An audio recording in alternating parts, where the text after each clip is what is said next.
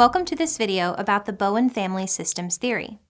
Murray Bowen was a psychiatrist who began his career in psychiatry at the Menninger Foundation in Topeka, Kansas, and later worked at the National Institute of Mental Health and Georgetown University. Bowen was interested in the social, psychological, and physical aspects of psychiatry and came to believe that a person must be viewed in the context of family. In the 1960s, Bowen introduced the Family Systems Theory, which focused less on the individual's psyche and more on the individual's relationships. Bowen considered the family as an emotional unit, with each member of the family affecting every other member, so that an individual is a reflection of and inseparable from the family.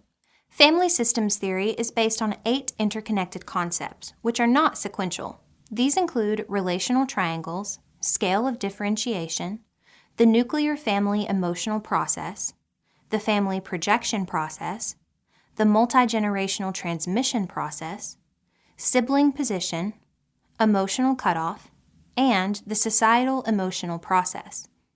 Let's talk about these concepts one at a time. According to Bowen, the triangle is the basic unit of any emotional system, which is comprised of interlocking triangles, such as those found in nuclear and extended families. Triangles are inherently unstable because they are composed of a dyad and an outsider.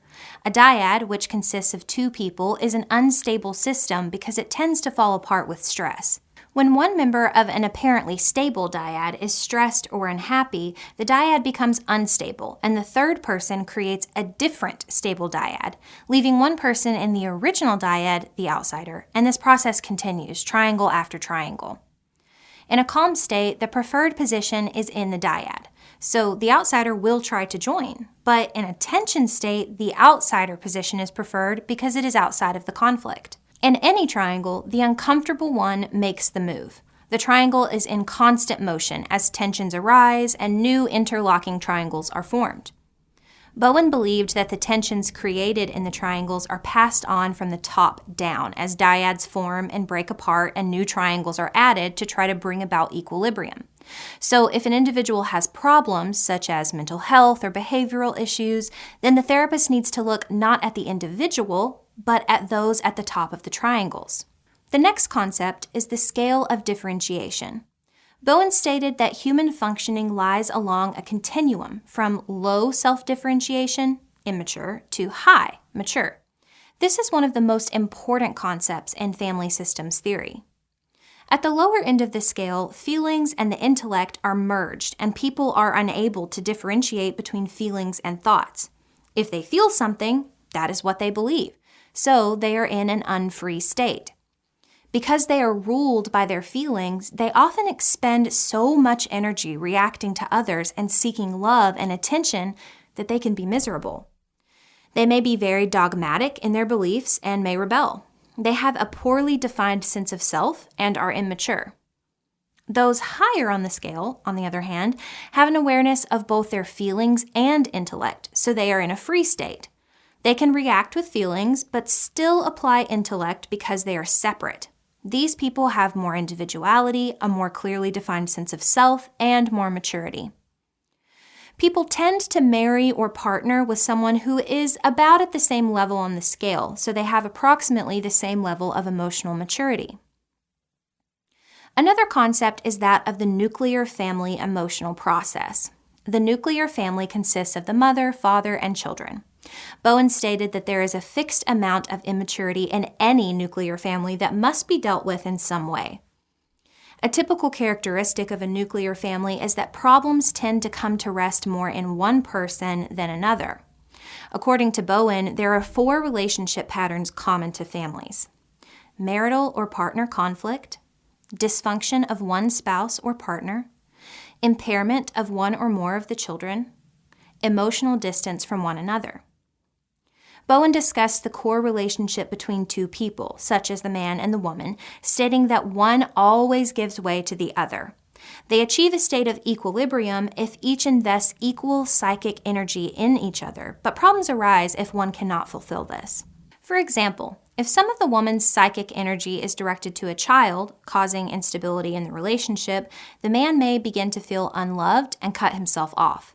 People tend to marry spouses or partner with someone whose family of origin had a similar dynamic as their own, and then they often duplicate that system when building their own family. But immaturities that they bring with them must be dealt with, usually in one of three ways. First, they keep their distance from each other so they can function, often fighting and making up.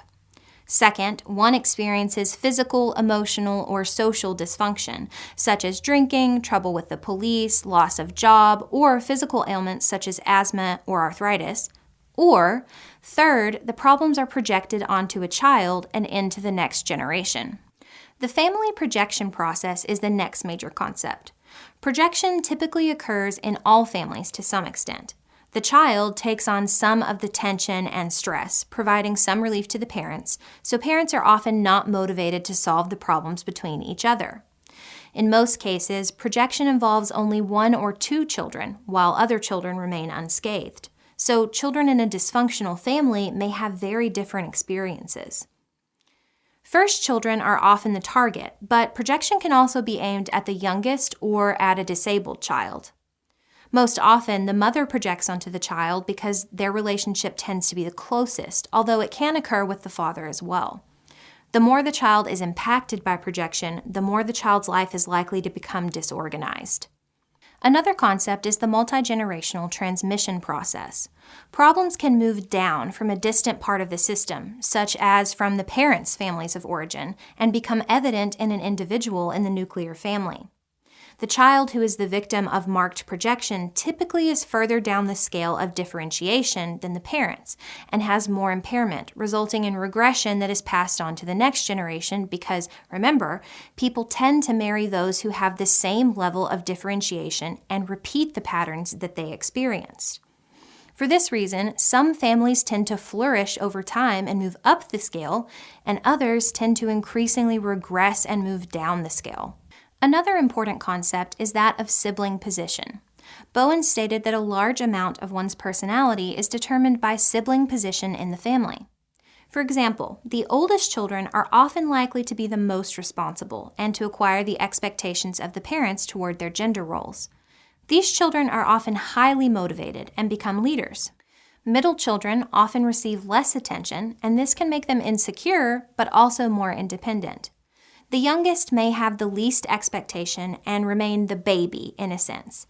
However, if an oldest child receives projection, this child may take on the characteristics of a younger child because the projection impairs the child's development. In some cases, people choose emotional cutoff, which means they distance themselves from others in the family system in order to reduce stress as a solution to problems, such as unresolved attachment issues.